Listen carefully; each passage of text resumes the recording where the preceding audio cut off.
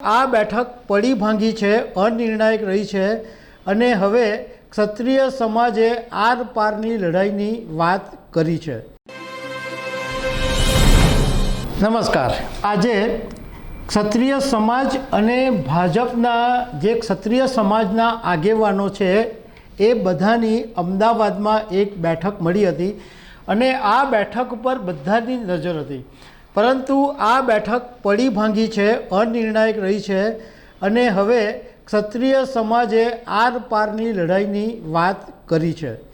તો આના વિશે હું તમારી સાથે વાત કરીશ। મારું નામ રાજેશ શાહ છે અને તમે જોઈ રહ્યા છો ખબર છે.com। દર્શક મિત્રો, 23 માર્ચે રાજકોટમાં પરસોત્તમ રૂપાલાએ એક એવું નિવેદન આપેલું કે અંગ્રેજોના સમયમાં રાજા મહારાજાઓ નમી ગયા હતા અને રોટી બેટીના વ્યવહાર કર્યા હતા। 23 માર્ચે નિવેદન કરેલું અને આજે 3 એપ્રિલ છે, એટલે લગભગ 11 દિવસ થઈ ગયા અને આમ છતાં રાજપૂત સમાજનો જે આક્રોશ છે એ શાંત થયો નથી। 23 માર્ચથી લડત ચાલુ છે અને પુરુષોત્તમ રૂપાલાની ટિકિટ રદ કરવાની રાજપૂત સમાજના લોકો માંગણી કરી રહ્યા છે। ભાજપે ડેમેજ કંટ્રોલ કરવાની ઘણી બધી કોશિશ કરી। ઇવન CR પાટીલે પણ ગઈકાલે 2 હાથ જોડીને માફી માંગી, પરંતુ ક્ષત્રિય સમાજના લોકો કોઈ પણ વાત માનવા તૈયાર નથી। એ લોકોનું કહેવું એમ છે કે અમારે માફી જોઈતી જ નથી ભાઈ, અમારે એક જ મુદ્દાનો કાર્યક્રમ છે, રૂપાલાની ટિકિટ કાપો, એ સિવાયની કોઈ વાત અમે કરવા તૈયાર નથી। હવે ગઈકાલે CR પાટીલના બંગલે જે મિટિંગ થઈ હતી પછી એવું નક્કી થયું હતું કે બુધવારે અમદાવાદની અંદર જે રાજપૂત સમાજનું ભવન આવેલું છે ગોતામાં, એની અંદર ક્ષત્રિય સમાજની જે જુદી જુદી સંસ્થાઓ છે જેની આગેવાની કરી રહ્યા છે એની એક કોર કમિટી સાથેની બેઠક અને ભાજપના જે ક્ષત્રિય સમાજના આગેવાનો છે એ આગેવાનો સાથે એક મિટિંગનું આયોજન કરવામાં આવ્યું હતું। આ મિટિંગની અંદર મીડિયાને દૂર રાખવામાં આવ્યું હતું। બેઠકમાં મીડિયાને એન્ટ્રી નહોતી, બહાર મીડિયા કવરેજ કરતું રહ્યું હતું, પરંતુ બેઠકમાં શું ચાલી રહ્યું હતું એમાં મીડિયાને સામેલ કરવામાં નહોતું આવ્યું। હવે આ બેઠક પડી ભાંગી, લગભગ પોણો કલાક જેટલી બેઠક ચાલી હશે અને બેઠકમાં કોઈ નિર્ણય નહીં લેવાયો। એ પછી ભાજપના દિગ્ગજ નેતા ભૂપેન્દ્રસિંહ ચુડાસમાએ બહાર આવીને મીડિયા સાથે વાત કરી। ભૂપેન્દ્રભાઈ ચુડાસમાએ શું વાત કરી એ હું તમારી સાથે પહેલાં વાત કરી લઉં અને પછી ક્ષત્રિય સમાજના આગેવાનોએ શું કીધું એ પણ હું તમારી સાથે વાત કરીશ। તો ભૂપેન્દ્રસિંહ ચુડાસમાએ એમ કીધું કે આજે અમે કોર કમિટીની સાથે એક બેઠક કરી હતી અને ક્ષત્રિય સમાજના આગેવાનો હાજર રહ્યા હતા અને ભાજપ તરફથી પણ પ્રદીપસિંહ જાડેજા, કેસરીદેવસિંહ, આવા ઘણા બધા નેતાઓ ભાજપ તરફથી પણ સામેલ રહ્યા હતા।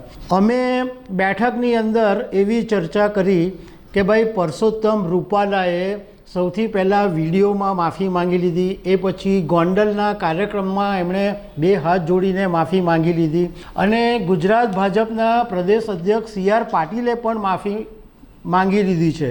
તો હવે સમાજે માફ કરી દેવું જોઈએ, પરંતુ કોર કમિટી કોઈ પણ વાત સાંભળવા તૈયાર નથી। એમનું કહેવું હતું કે એમનો એક જ મુદ્દો છે, પુરુષોત્તમ રૂપાલાની ટિકિટ કાપવાનો। એટલે આ જે મિટિંગ છે એ પડી ભાંગી છે, અનિર્ણાયક રહી છે। ચુડાસમાએ એમ કીધું કે હવે આ મિટિંગની અંદર જે ચર્ચા થઈ છે અને કોર કમિટીએ જે વાત કરી છે એ વાત અમે પાર્ટીની સમક્ષ રજૂઆત કરીશું અને હવે આગામી જે બી નિર્ણય હશે એ પાર્ટી લેશે।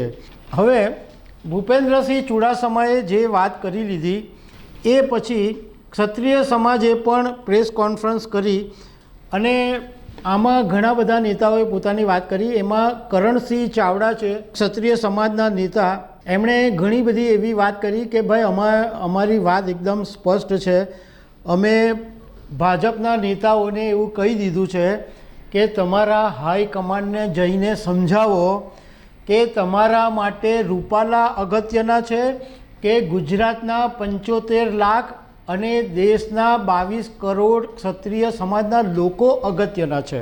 કરણસિંહ ચાવડાએ એમ કીધું કે અમારા રાજપૂત સમાજના લોકોએ તો રજવાડા છોડી દીધા હતા, પરસોત્તમ રૂપાલા એક સંસદ સભ્ય પદ છોડી શકતા નથી. સાથે સાથે એમ કીધું કે ભાઈ આમાં બહુ ક્લિયર વાત છે કે અમારા આગેવાનો જે છે એને કોઈને ટિકિટ જોઈતી નથી. અમારી એક જ વાત છે કે પુરુષોત્તમ રૂપાલાની ટિકિટ રદ કરો. તમારે ટિકિટ જેને આપવી હોય એને આપો. તમને એમ લાગે કે પાટીદારને આપવી હોય તો પાટીદારને આપો. કોઈ બી તમારા રૂપાલા સિવાયના કોઈને પણ ટિકિટ આપશો તો અમને કોઈ જ વાંધો નથી. સાથે સાથે કર્ણસિંહ ચાવડાએ એમ પણ કીધું કે રૂપાલાને રાજકોટથી ટિકિટ તો નહીં જ, એટલે એમની ટિકિટ તો રદ કરવાની જ. પરંતુ ધારો કે ગુજરાતમાં કોઈ બીજી જગ્યાએથી પણ જો બેઠક ફાળવવામાં આવશે તો એ પણ નહીં ચાલે. એનો પણ અમે વિરોધ કરીશું. એમણે એ વાતની પણ સ્પષ્ટતા કરી દીધી કે અમારું જે આખું ક્ષત્રિય સમાજનું જે આંદોલન છે એ માત્ર રૂપાલા સામેનું આંદોલન છે. બીજા સાથે અમારે કોઈ લેવા દેવા નથી. અને એમણે સાથે સાથે ચીમકી પણ આપી દીધી છે કે જો ભાજપ રૂપાલાની ટિકિટ રદ નહીં કરશે, રૂપાલાને ઉમેદવાર તરીકે હટાવશે નહીં, તો ગુજરાત લોકસભાની જે 26 બેઠકો છે એ 26 બેઠકો પર અસર જોવા મળશે. અને અમે એવું નક્કી કરી લીધું છે કે અમે 400 ભાઈ બહેનોને અપક્ષ ઉમેદવાર તરીકે ઉતારવાના છે. કર્ણસિંહ ચાવડાએ એ વાતની પણ સ્પષ્ટતા કરી દીધી કે આ જે મિટિંગ મળી, જે ભાજપના આગેવાનો અમારા ક્ષત્રિય સમાજના જ હતા અને અમારી કોર સમિતિની જે મિટિંગ મળી એ સિવાય હવે એક પણ મિટિંગ મળવાની નથી. એટલે અમે આ મુદ્દે હવે ભાજપ સાથે કોઈ વાત કરવાના નથી. એ પછી ક્ષત્રિય સમાજના જે નેતા છે તૃપ્તિબા રાઓલ, એમણે એમ કીધું કે પરસોત્તમ રૂપાલાએ રાજકોટમાં જે કીધું એ એમની જીભ લપસી નહોતી ગઈ. એમણે એમ કીધું કે આ સ્લીપ ઓફ ટંગ નહોતું, પણ આ અમારા અસ્મિતાની વાત છે, અમારી મહિલાઓનું આ અપમાન છે. અને ટિકિટ જો રદ નહીં કરવામાં આવશે તો આખા દેશનો રાજપૂત સમાજ જાગશે. અને હવે સમય આવી ગયો છે કે માત્ર ગુજરાતમાં જ નહીં પરંતુ આખા ભારત વર્ષમાં આની અસર દેખાશે. મતલબમાં આ વાત ક્લિયર છે કે છેલ્લા 11 દિવસથી જે મથામણ ચાલે છે, જે ડેમેજ કંટ્રોલ કરવાની કોશિશ કરવામાં આવી રહી હતી એ ટોટલ સદંતર નિષ્ફળ રહી છે. એટલે હવે ભાજપ શું કરશે એ જોવાનું રહેશે. પણ એક વાત એ છે કે પરસોત્તમ રૂપાલા આજ સુધી કોઈ ચૂંટણી લડ્યા નહોતા. અત્યાર સુધી રાજ્યસભા સાંસદ હતા અને કેન્દ્રીય મંત્રી એમને બનાવવામાં આવ્યા હતા. રાજકારણના જાણકારોનું કહેવું એમ છે કે પરસોત્તમ રૂપાલા પ્રધાનમંત્રી નરેન્દ્ર મોદી સાથે ખાસ સંબંધ ધરાવે છે, એટલે એમને ઘણા બધા પદો મળ્યા છે.